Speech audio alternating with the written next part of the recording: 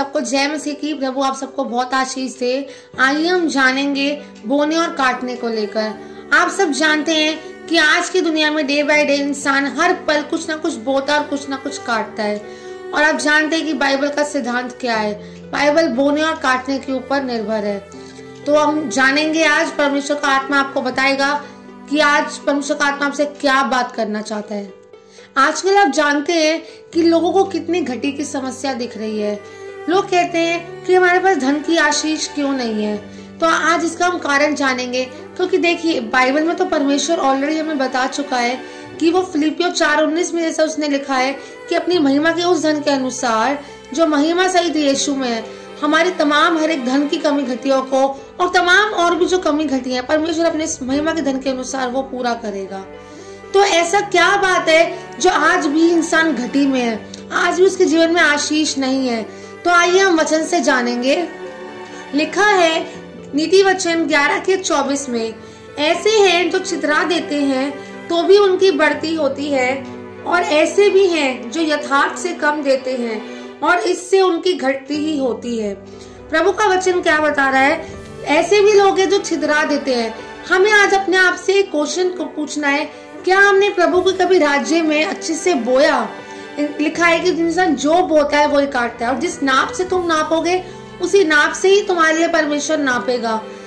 हम खुद जानते हैं कि जब हम वचन सुनते हैं, भले कहीं भी अगर हम वचन सुन रहे हैं, जैसे भवन में जाते हैं लोग, वचन सुनते हैं, आशीष पाते हैं, आशीष तो पा लेते हैं, पर जब आशीष देने का समय आता है तो वो नहीं दे पाते हैं। क्यों? चलो बहुत से लोग हैं जिनकी बड़ी फाइनेंशियल कंडीशंस वैसी हैं, पर परमेश्वर ने क्या बोला है कि घट्टी में से बोता है जो, प्रभु उस पर बहुत ज्यादा आशीष देता है। प्रभु ने कहा है बढ़ती में से तो सब दे देते हैं, पर जो घट्टी में से देगा परमेश्वर उस पर फलवंत करेगा, उसके बीजों को फलवंत करेगा।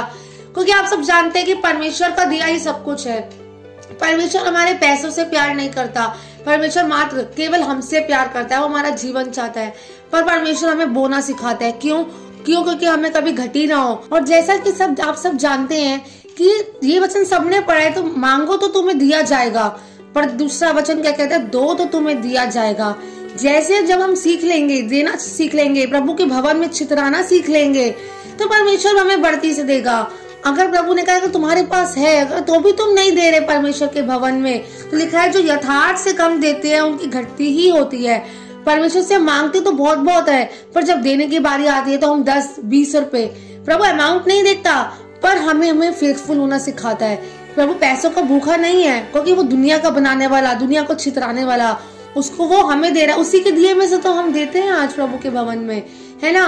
तो हमें इस बात का ध्यान रखना है कि कितना हम बो रहे हैं, कितना हम काट रहे हैं। अगर हमें ज्यादा कटनी चाहिए, अब फॉर एग्जाम्पल आप एक एग्जाम्पल लेते हैं, खेत है ना, अगर मैं खेत में बीज बो रही हूँ, अगर मैं हल्का से एक साइड पे बीज बो रही हूँ तो उसी जगह पे तो फसल आएगी। अगर मैं मुट्ठी लेकर बीजों को बिल्कुल फैला रही हूँ, छितरा रही हूँ, तो हर जगह पे फसल आएगी। इसी तरह से हमें देखना है कि हमारा बीज कहीं छोटा तो नहीं है। प्रभु छोटा बड़ा नहीं देखता, पर जितनी बड़ी आशीष चाहिए उतना बड़ा हमें बीज बोना पड़ेगा। और जो घटी में से देते हैं, प्रभु ने कहा उन पर तो बहुत ज्यादा फलवंत करता है। आइए आपको दृष्टांत के साथ बताती हूँ कि जैसे हम बाइबल में सब जानते हैं कि एक बुढ़िया अम्मा का दृष्टांत है। सबने सब दान दे रहे थे, पर क्या हुआ कि बुढ़िया अम्मा के पास सिर्फ क्या था, कितनी दमड़ी थी? 2 दमड़ी थी, है ना। तो बुढ़िया अम्मा ने पूरा अपना 100% बोया। क्यों? क्योंकि उसकी वही पूरी जमा पूंजी थी जो उसने इकट्ठी कर रखी थी। सबने बढ़ती में से बहुत बोया, पर जब बुढ़िया अम्मा ने अपनी घटती में से पूरा 100% जब बोया, तो यीशु मसीह ने क्या उत्तर दिया कि सबसे ज्यादा दान इस बुढ़िया अम्मा का है। क्यों? क्योंकि अपनी उसने घटती में से भी अपना पूरा 100% बोया। तो हमें ये बात सीखनी है, उस बुढ़िया अम्मा का कितना अच्छा दृष्टांत है कि जब जब हम बो रहे हैं तो कितना प्रभु हमें कितना ब्लेस करेगा, हम ये सोच भी नहीं सकते। और हर जगह नहीं बोना है। जब जब परमेश्वर का आत्मा मीन्स जो परमेश्वर ने आपको स्थान ठहरा रखा है, जो परमेश्वर का भवन, आप वहीं पे जाके बोएं। क्यों? क्योंकि हर जगह नहीं बोना है, क्योंकि लिखा है कि मतलब कि हर एक स्थान में जाके मत बो, क्योंकि हर जगह जो तुम्हें देने वाली दिखे वहां पे मत दो। जहाँ जहाँ परमेश्वर का आत्मा आपको गाइड कर रहा है, अगुवाई कर रहा है, आप जिसको देने के लिए बोल रहा है, वहीं पे जाके आप बोए। और अगर आप अन्य जाति में जैसे धन बो रहे हैं या कि अनाथ और विधवाओं की आप सुधि ले रहे हैं, है ना, तो इस बात का आप जरूर ध्यान रखें। धन तो आप बो रहे हैं परमेश्वर की अगुवाई में, उसके साथ साथ उन लोगों को परमेश्वर का वचन भी दीजिए, क्योंकि धन एक टाइम पे एक बार देगा मनुष्य, 2 बार देगा, 3 बार देगा, पर जो आप वचन, जो जिंदगी का नाम है यीशु मसीह, अगर आप वो नाम उसको देकर आओगे तो वो भी आगे से मांगने वाला नहीं, वो भी देने वाला बन जाएगा। धन आज है और कल नहीं, इसीलिए अगर आप परमेश्वर का वचन आप उन लोगों को दे दोगे ना, तो आप उनके प्राण अधोलोक से बचा लोगे और उसकी आशीष परमेश्वर आपको देगा। क्योंकि लिखा है मनुष्य का धन उसके प्राणों की छुड़ौती है। हमें परमेश्वर ने किस लिए भेजा है कि सुसमाचार सुनाए जाकर, है ना, और दूसरों के प्राणों को अधोलोक से बचा लिए। जब आप धन तो दे रहे हो, पर धन के साथ साथ हमें परमेश्वर के वचन का बीज भी बोना है और अपने पर्सनल प्रेयर्स में उनको याद रखना है कि जहाँ जहाँ हमने प्रार्थना करी है वो बीज फलवंत होने पाए और परमेश्वर में बने रहें। उन लोगों के लिए आंसू बहा के आपको प्रेयर्स भी करनी है। आपको वचन बोने के लिए इसलिए बता रहे हैं धन के साथ साथ, क्योंकि जैसा कि वचन में लिखा है, आए वचन से जानते हैं। नीति वचन 11:18 में लिखा है, दुष्ट मिथ्या कमाई कमाता है, परंतु जो धर्म का बीज बोता है उसको निश्चय फल मिलता है। हम क्या कर रहे हैं, धन का तो बीज बो रहे हैं, साथ साथ क्या कर रहे हैं, धर्म का बीज भी हम बो रहे हैं यीशु मसीह का नाम देकर, है ना। तो क्या लिखा है, निश्चय फल मिलेगा ही मिलेगा। प्रभु की गारंटेड बात है कि मिलेगा। ये मत सोचिए अगर उसको नाम दे दिया वो सुनेगा कि नहीं सुनेगा, नहीं, उसको साथ साथ नाम देना बहुत ज्यादा जरूरी है। आप अपने हिस्से का काम कीजिए, वो सुने या ना सुने, परमेश्वर आपको उसका रिवॉर्ड जरूर से देगा। क्योंकि आप जो उसको नाम दोगे यीशु मसीह का, वो सच में वो धन उसकी रक्षा नहीं करेगा, उसके प्राणों की रक्षा नहीं करेगा। क्योंकि जैसे नीति वचन 11:4 में लिखा है, कोप के दिन धन से तो कुछ लाभ नहीं होता, परंतु धर्म मृत्यु से भी बचाता है। धर्म मृत्यु से भी बचाता है ना। तो धर्म क्या है, यीशु मसीह का आप नाम दे रहे हो, वो धर्म का काम ही तो कर रहे हो, है ना। वचन दे रहे हो, वचन का बीज बो रहे हो, तो वो क्या करेगा, उसको मृत्यु से बचा लेगा, मतलब अधोलोक से बचा लेगा, उसके प्राणों को नाश होने से बचा लेगा।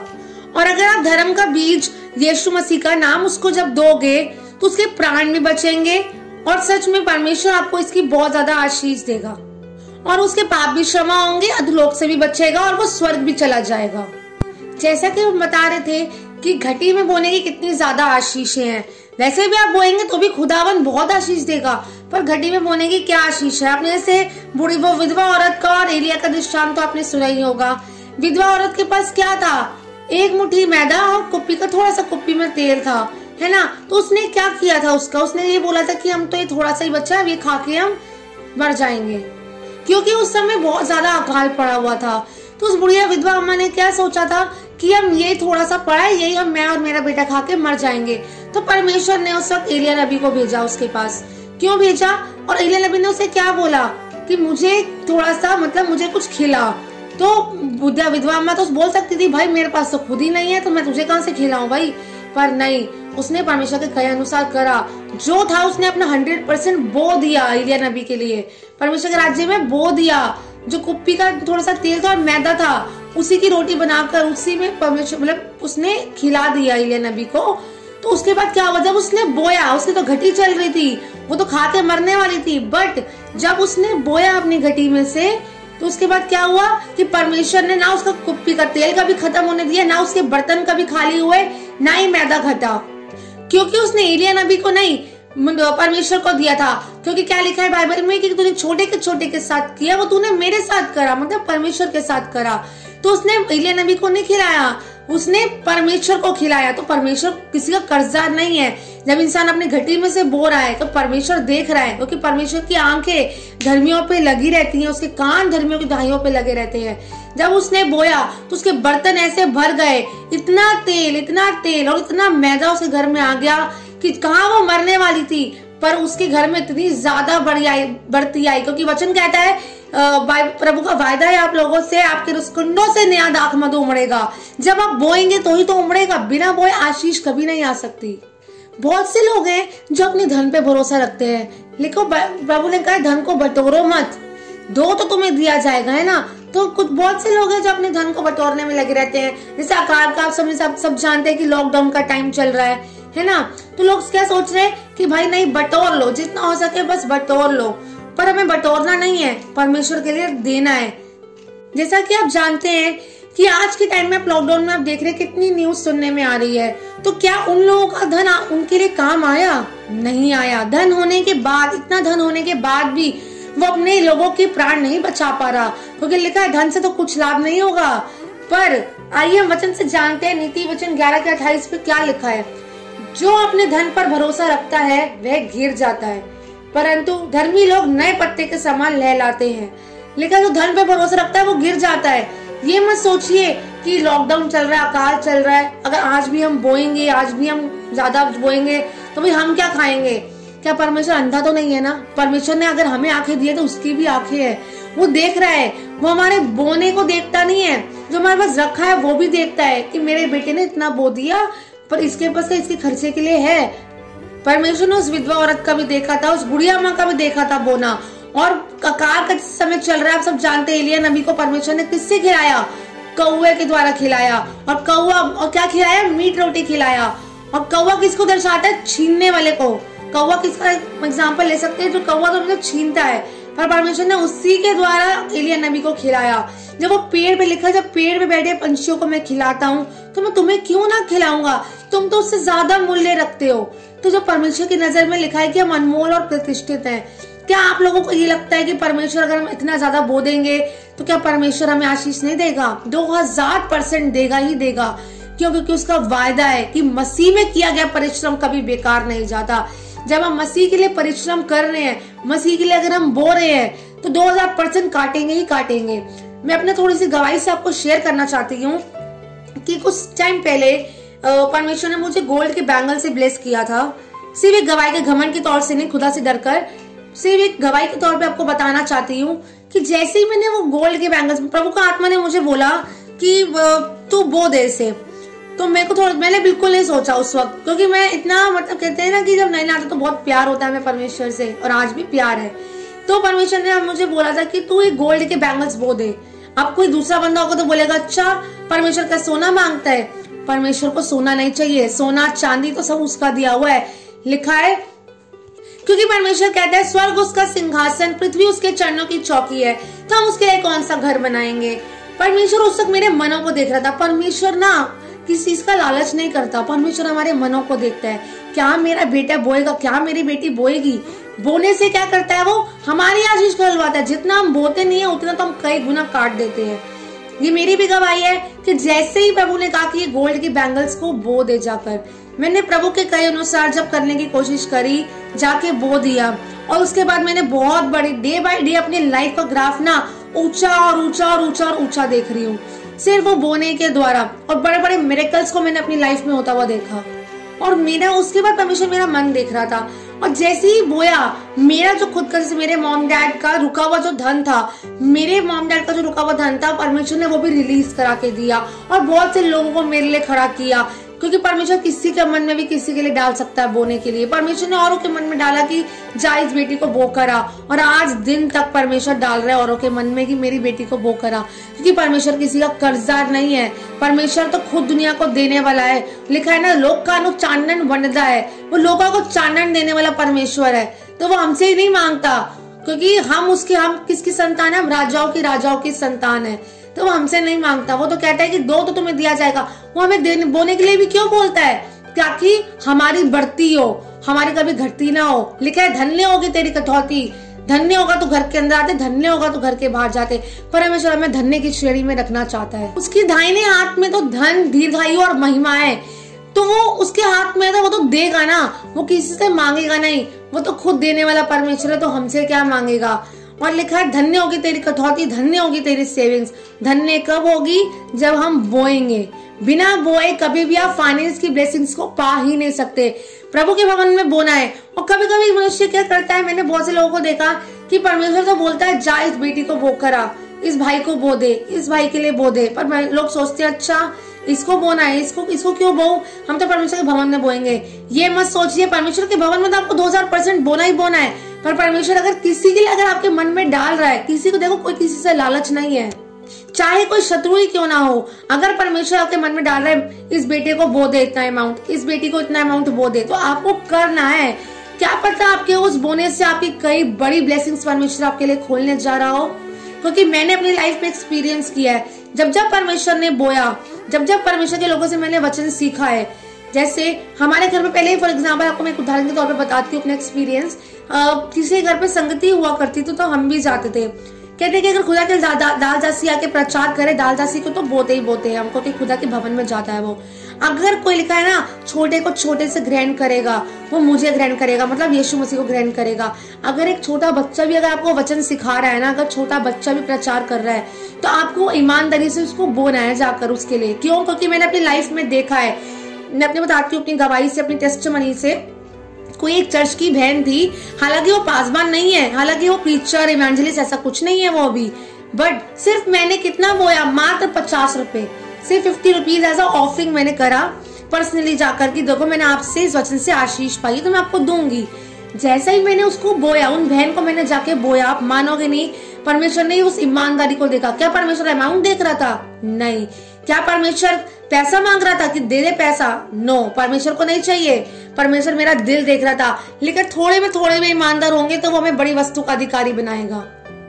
क्योंकि आप जानते हैं कि जो वचन शेयर करते हैं उनका टाइम लगता है, उनका पैसा, उनकी एनर्जी। हालांकि करने वाला तो सब कुछ परमेश्वर है, पर परमेश्वर हमें ईमानदार होना सिखाता है। एक बात याद रखिए, जितने आप ईमानदार होते जाएंगे ना परमेश्वर के, जितने 10 रुपए में बता रही हूँ, अगर 10 रुपए में भी अगर आप फेथफुल हो गए ना तो परमेश्वर आपको बहुत ऊंचा उठाएगा। क्योंकि मैंने अपनी लाइफ में देखा है, 1-1 रुपए में परमेश्वर ने फेथफुल होना दिखाया है।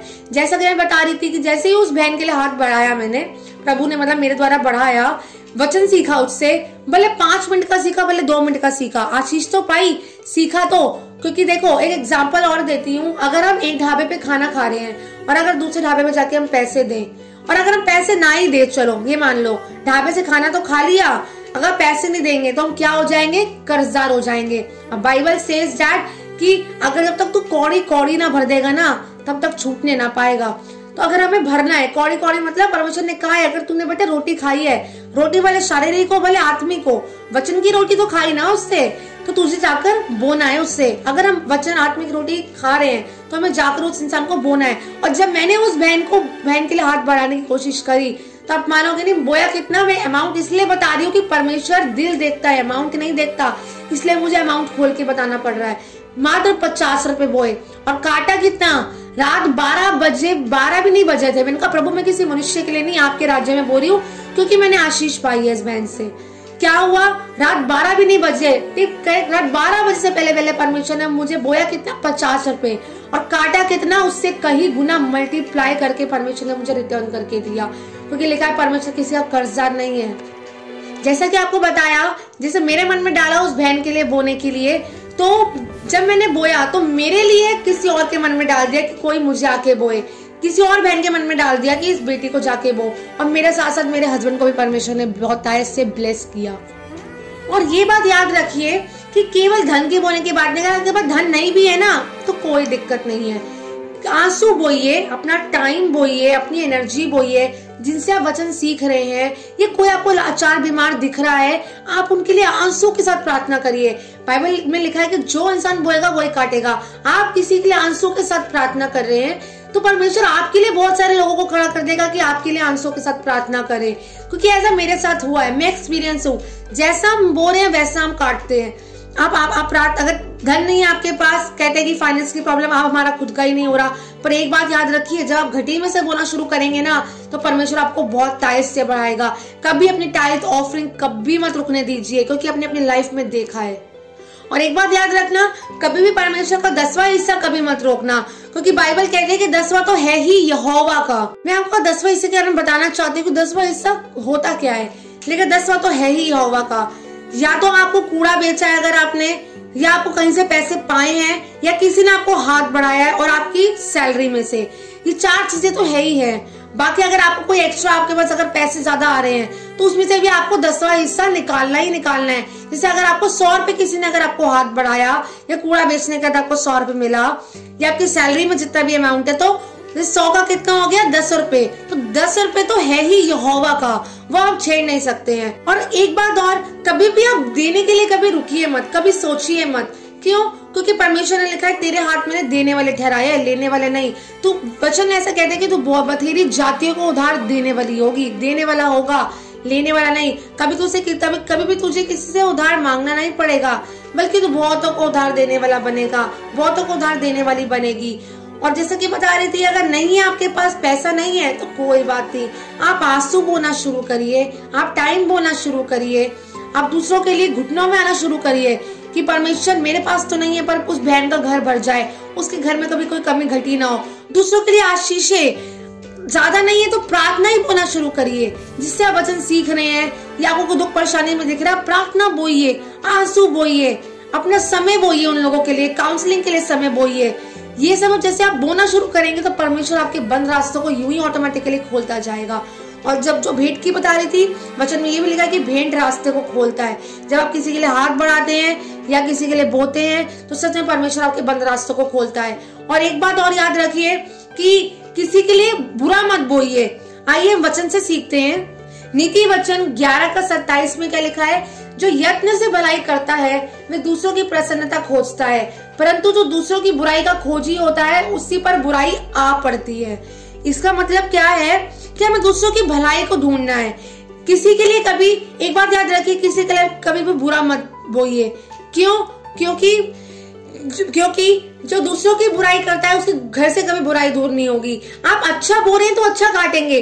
अगर आप किसी के लिए चुगली निंदा बो रहे हैं, कड़वाहट बो रहे हैं या ना माफी की बातें बो रहे हैं, अगर आप एक के लिए बो रहे हैं ना तो परमेश्वर 10 लोगों को खड़ा कर देगा।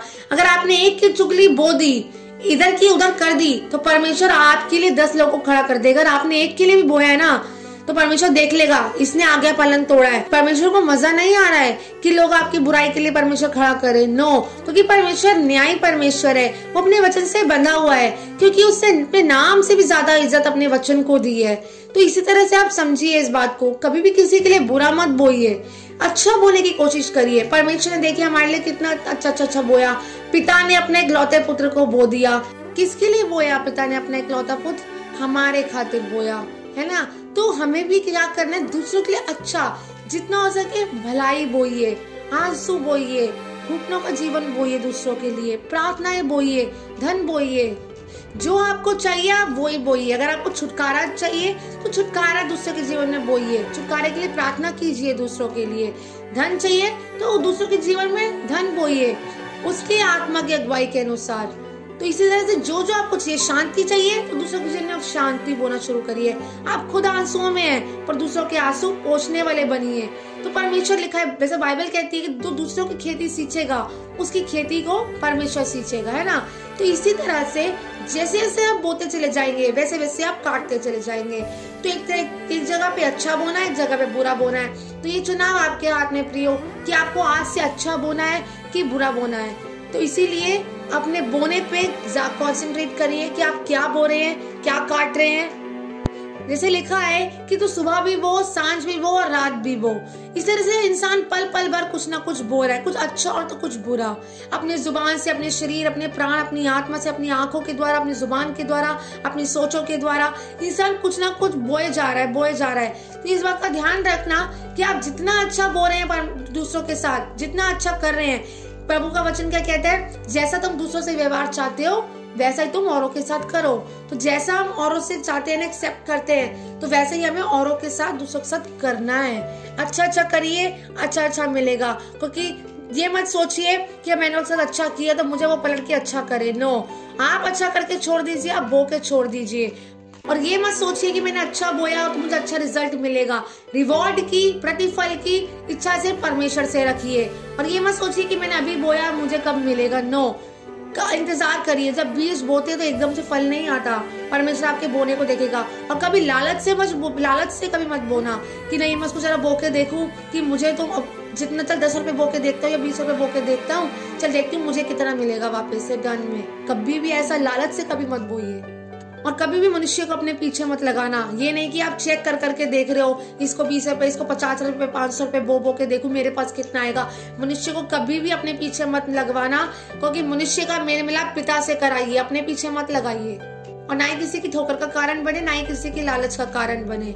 सिर्फ परमेश्वर का वचन भी दीजिए। और धन के साथ अगर किसी को धन बो रहे हैं तो वचन का बीज बोना ही बोना है आपको। यीशु मसीह का नाम दीजिए ही दीजिए। और प्रभु का काम करते रहिए, आगे बढ़ते रहिए।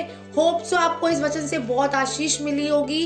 यदि किसी बात का बुरा लगा हो तो मैं क्षमा चाहती हूँ। प्रभु आप सबको बहुत आशीष दे। सबको जय मसीह की।